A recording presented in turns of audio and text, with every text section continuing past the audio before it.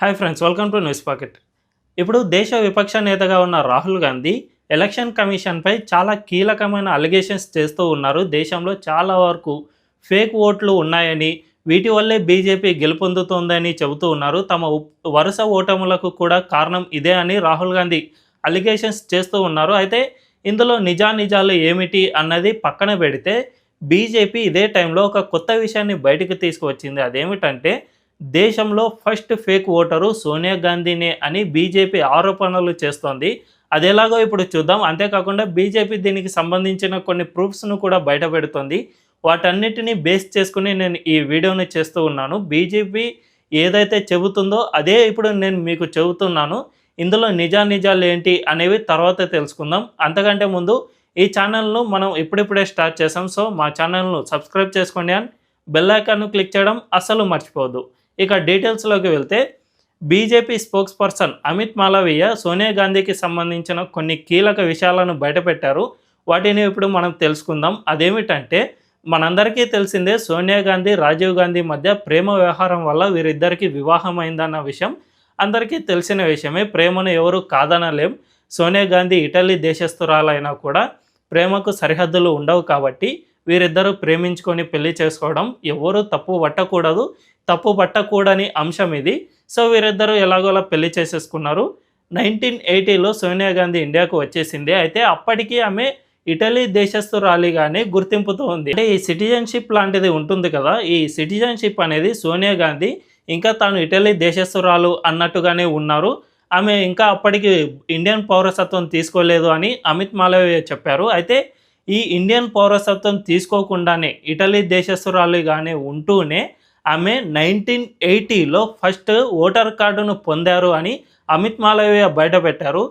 ఆ టైంలో సోనియా గాంధీపై చాలా వ్యతిరేకత వచ్చిందని, రాజకీయంగా ఇది చాలా దుమారం రేపింది అని కూడా తెలిపారు. ఈ రాజకీయ దుమారం రేగడంతో సోనియా గాంధీ కూడా ఇబ్బందులు పడ్డారు. దీనివల్ల కాంగ్రెస్ పార్టీకి నష్టం చేకూరుతుందని భావించిన తర్వాత ఫస్ట్ 1982లో తన ఓటర్ కార్డును క్యాన్సిల్ చేసేసుకున్నారు. ఆ తర్వాత మళ్ళీ 1983 ఏప్రిల్లో ఆమెకు సిటిజన్షిప్ వచ్చింది. ఇండియన్ సిటిజన్షిప్ తీసుకున్న తర్వాత ఆమె మళ్ళీ ఓటర్ కార్డు నమోదు చేసుకున్నారు.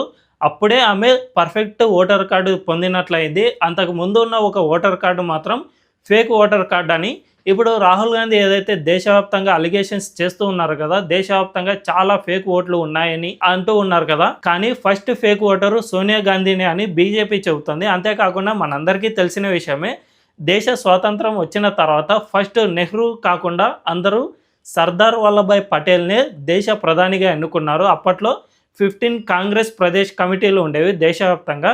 ఈ పీసీసీ చీఫ్ అని అంటారు కదా, ఆ విధంగా దేశవ్యాప్తంగా 15 కాంగ్రెస్ కమిటీలు ఉండేవి.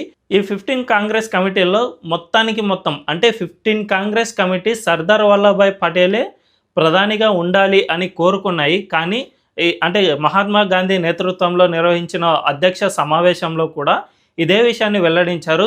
తమకు సర్దార్ వల్లభాయ్ పటేలే ప్రధానిగా ఉండాలి అని అందరూ చెప్పారు. కానీ ఈ డెసిజన్ మాత్రం నాటి మహాత్మా గాంధీకి నచ్చలేదు. దీంతో సర్దార్ వల్లభాయ్ పటేల్ని మహాత్మా గాంధీని ఒప్పించారు. నెహ్రూనే ప్రధాని కావాలి, నువ్వు ఉప ప్రధానిగా ఉండు, అంతే తప్ప నెహ్రూని ప్రధానిగా అడ్డుకోవద్దు, దీనివల్ల చాలా ప్రాబ్లమ్స్ వస్తాయి మనకు అని సర్దార్ వల్లభాయ్ పటేల్ను ఒప్పించారు. దీన్నే బీజేపీ ఏమంటుంది, దేశంలో ఫస్ట్ ఎలక్షన్ రిగ్గింగ్ ఇదే అని బీజేపీ చెబుతుంది. అంటే అందరూ అటు సర్దార్ వల్లభాయ్ పటేల్ను సపోర్ట్ చేసినా కూడా ఎవరు సపోర్ట్ చేయని నెహ్రూనే ప్రధాని అయ్యారు కాబట్టి ఫస్ట్ దేశంలో రిగ్గింగ్ జరిగింది ఈ ఎన్నికల్లోనే అని బీజేపీ ఆరోపిస్తుంది. సో దీన్ని బట్టి చూసుకుంటే ఫస్ట్ దేశంలో రిగ్గింగ్ జరిగింది కాంగ్రెస్ పార్టీలోనే. అదే టైంలో ఫస్ట్ ఫేక్ ఓటర్ పొందింది కూడా సోనియా గాంధీనే అని బీజేపీ చెబుతుంది. మరి ఈ విషయంపై రాహుల్ గాంధీ ఏమని చెబుతారు? గతంలో ఈవీఎంలను హ్యాక్ చేసి బీజేపీ రిగ్గింగ్కు పాల్పడుతోంది అని గతంలో ప్రచారం చేసేవాళ్ళు ఇప్పుడు ఫేక్ ఓటర్ల వల్ల బీజేపీ గెలుపొందుతోంది అని రాహుల్ గాంధీ చెబుతూ ఉన్నారు. సో వీటన్నిటిని బేరేజ్ వేసుకుంటే ఫస్ట్ కాంగ్రెస్ పార్టీని ప్రక్షాళన చేయాల్సి ఉంటుంది. ఆ పార్టీలోనే ఫస్ట్ రిగ్గింగ్ జరిగింది, ఆ తర్వాత ఫస్ట్ ఫేక్ ఓటరు జరిగింది. అంతేకాకుండా 1950s ఆ టైంలో కేరళలో ఫస్ట్ కమ్యూనిస్ట్ ప్రభుత్వం ఏర్పడిన కేరళలో అన్యాయంగా రాష్ట్రపతి పాలన విధించారు. అప్పటి కమ్యూనిస్ట్ ప్రభుత్వాన్ని తొలగించారు. ఈ విధంగా ఎన్నోసార్లు దేశంలో రాష్ట్రపతి పాలన విధించారు. దీనివల్ల ఈ రాష్ట్రపతి పాలనను దుర్వినియోగం చేశారు అని కూడా బీజేపీ ఆరోపిస్తుంది. దీన్ని బట్టి చూసుకుంటే కాంగ్రెస్ పార్టీకి ప్రజాస్వామ్యంపై అస్సలు మక్కువ లేదని, ఆ పార్టీనే దేశంలో ఎలక్షన్లను కూనీ చేసింది, ప్రజాస్వామ్యాన్ని అంతమొందించింది. సో అటువంటి పార్టీ ఇప్పుడు బీజేపీపై ఫేక్ ఓటర్ల అలిగేషన్స్ చేస్తోందని, దీన్ని అసలు ఎట్టి పరిస్థితుల్లో నమ్మబుద్ధి కావడం లేదు అని బీజేపీ ఆరోపిస్తుంది. మరి బీజేపీ చేస్తున్న ఈ ఆరోపణలపై మీ ఉద్దేశం ఏంటి? కామెంట్ల రూపంలో తెలియజేయండి. అండ్ మా ఛానల్ను ఎప్పుడెప్పుడే స్టార్ట్ చేసాం, సో వెంటనే మా ఛానల్ను సబ్స్క్రైబ్ చేసుకోండి అండ్ బెల్ ఐకాన్ను క్లిక్ చేయడం అసలు మర్చిపోవద్దు. Thank you.